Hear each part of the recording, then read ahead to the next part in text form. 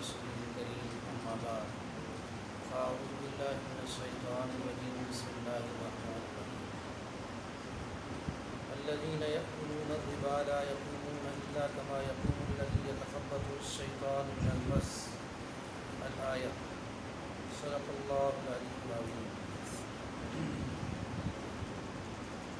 انفاق فی سبیل اللہ کا ذکر کیا گیا ہے پچھلی آیات میں، اور یہ سورۃ البقرہ آیت نمبر 275 ہے،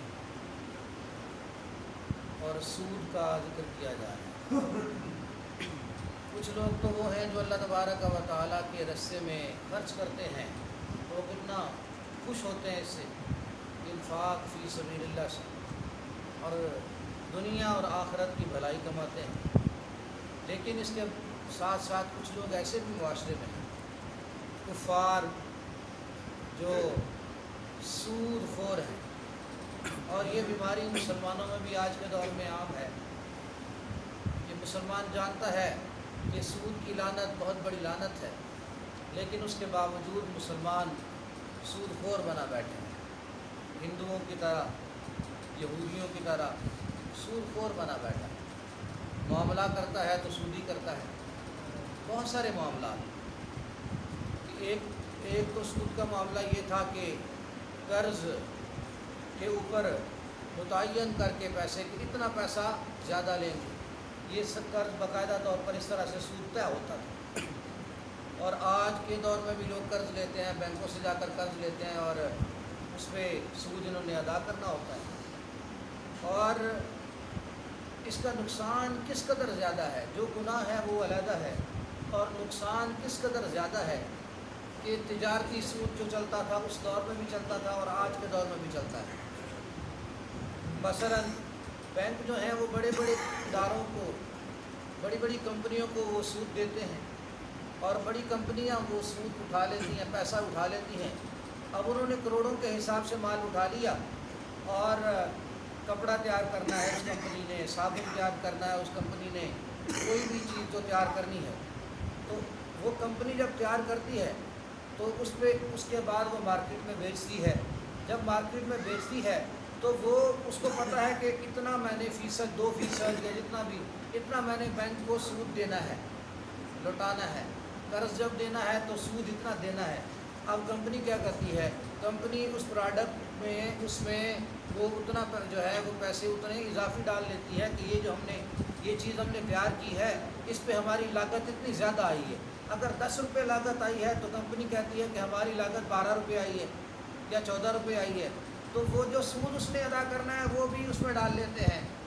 تو اس میں کیا ہو گیا، مہنگائی ہو گئی، اور وہ گویا کہ پیسہ کس نے دینا ہے، جو کپڑا خریدے گا، جو صابن خریدے گا، جو کوئی بھی چیز خریدے گا، وہ عام ضرورت کی چیز ہے، ساری عوام نے خریدنی ہے، تو وہ عوام اپنی جیبوں سے گویا کہ اس کے کپڑے کے پیسے بھی دے رہی ہے، اور عوام اس کو، جس نے بیچا ہے اس کو پرافٹ بھی دے رہی ہے، عوام اس کو پرافٹ بھی دے رہی ہے، اور سود کا جو پیسہ جا رہا ہے وہ بھی عوام کی جیب سے جا رہا ہے، عوام کی جیب سے نکل کے جا رہا ہے، اور اس لیے مہنگائی زیادہ ہوتی جا رہی ہے۔ اور جس کو مہنگی چیز ملی ہے، اب یہ آدمی جو ہے نا امیر نہیں ہوتا، جس کی جیب سے تو پیسہ نہیں کر رہا ہے۔ اور امیر کون ہوتا جا رہا ہے، امیر وہ ہوتا جا رہا ہے کہ جس نے قرض اٹھایا تھا اور وہ ایک خاص طبقہ، اس کے پاس پیسے، یہ علیحدہ چیز ہے کہ اس میں برکت نہیں ہے، اور کسی وقت یک لخت آگ لگ جاتی ہے، کبھی پیسے کوئی آفت آن پڑتی ہے، یہ علیحدہ چیز ہے، اور برکت تو ہوتی نہیں ہے۔ اور آخرت میں جو پکڑ ہوگی اس کا بھی ذکر قرآن پاک نے کیا ہے۔ تو سود کی لعنت بہت بڑی لعنت ہے، سود سے بچنا چاہیے۔ اللہ تبارک و تعالیٰ نے ذکر فرمایا، الذین یأکلون الربا، وہ لوگ جو سود لیتے ہیں، یأکلون کمانا یأخذون، لینا کھانا لیتے ہیں، لا یقومون الا کما یقوم الذی یتخبطہ الشیطان من المس، یہ کل قیامت والے دن جب اٹھیں گے تو یہ ایسے اٹھیں گے جیسے کہ کسی شخص کو جن نے مس کیا ہو، چھوا ہو اور اسے دیوانہ بنا دیا ہو۔ تو جو پاگل پن ہے، یہ اس کے بہت ساری اقسام ہیں، اور پاگل پن مختلف اسباب سے آتا ہے، اور اس میں سے ایک سبب یہ بھی ہے کہ جنات کے چھونے سے بھی پاگل پن آ جاتا ہے۔ تو اللہ پاک نے فرمایا کہ ان کی حالت یہ ہوگی کہ جیسے جن نے چھوا ہے اور یہ پاگل ہو گیا ہے، تو اس طرح سے حواس باختہ ہو کر یہ اٹھے گا اور یہ اس کو سزا ہوگی، سود خوروں کو یہ سزا ہوگی۔ ذالک بانہم قالوا، اس وجہ سے کہ یہ کہتے تھے انما البیع مثل الربا، کہ جو بیع ہے، خرید و فروخت ہے، مثل الربا، یہ ربا کی طرح ہے۔ اب کہنا تو تھا نا کہ ربا جو ہے یہ بھی خرید و فروخت کی طرح ہے، تو یہ کہہ رہے ہیں خرید و فروخت بھی ربا کی طرح ہے۔ تو ربا کے ساتھ کہ خرید و فروخت جو ہم کرتے ہیں عام، اس میں بھی نفع کماتے ہیں، اور جو ربا ہے سود، اس میں بھی نفع ہے۔ تو یہ مشرک کہتے تھے، کافر کہتے تھے ایسے۔ آج کی دنیا کو بھی یہ بات سمجھ نہیں آتی کہ سارا سسٹم ہی سود پہ چل رہا ہے، سارا سسٹم سود پہ چل رہا ہے۔ جتنے بینک ہیں اکثر اس میں سے میزان بینک ہے جس کا نظام سودی نہیں ہے، اور اس میں تکافل سسٹم بھی ہے لیکن اس میں سود نہیں ہے۔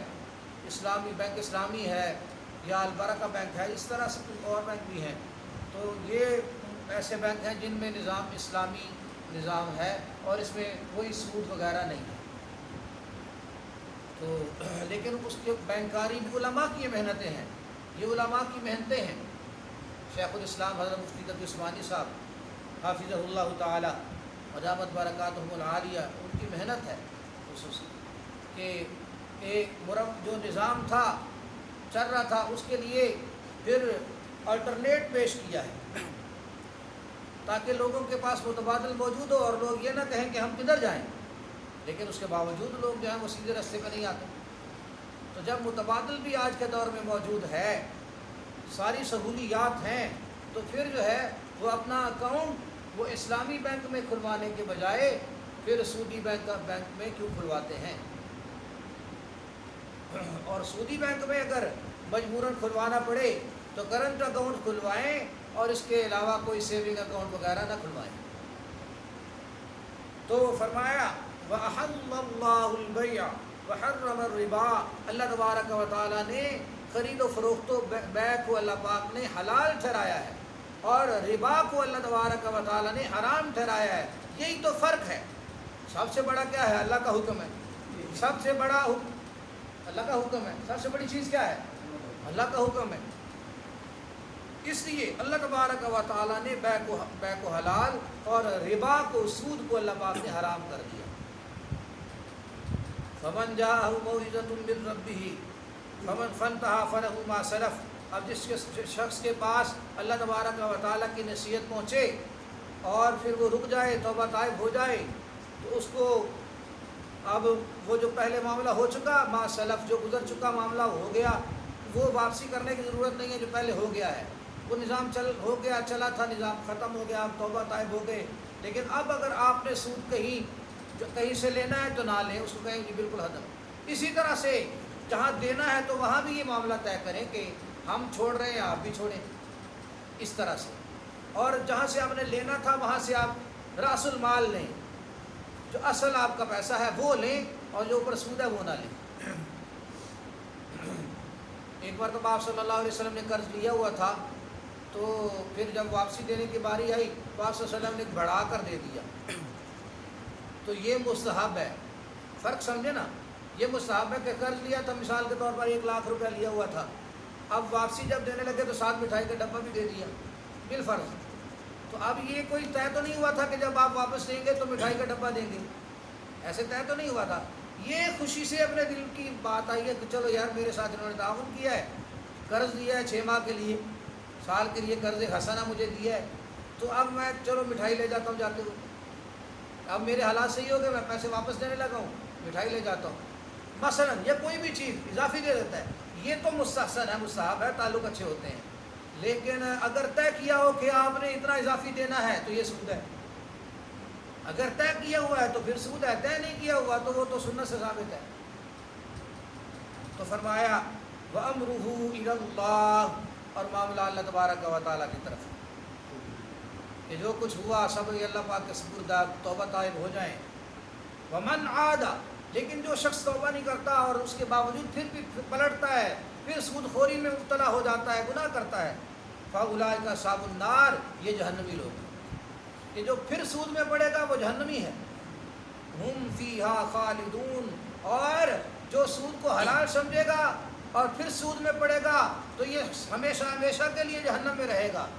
اور جو سود میں پڑتا ہے اور حرام بھی ساتھ ساتھ سمجھتا ہے یہ بھی خالدون یعنی مدت مدید کے لیے جہنم میں رہے گا.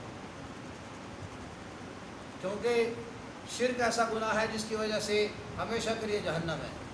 شرک اور کفر ایسا گناہ ہے، اگر کفر اور شرک نہیں ہے، بندہ مسلمان ہے لیکن کبیرہ گناہ کا مرتکب ہے، کبیرہ گناہ کرتا ہے، تو ایسا بندہ ہمیشہ ہمیشہ کے لیے جہنم میں نہیں جائے گا. اپنے گناہوں کی سزا بھگت کے بالآخر جہنم سے نکالا جائے گا.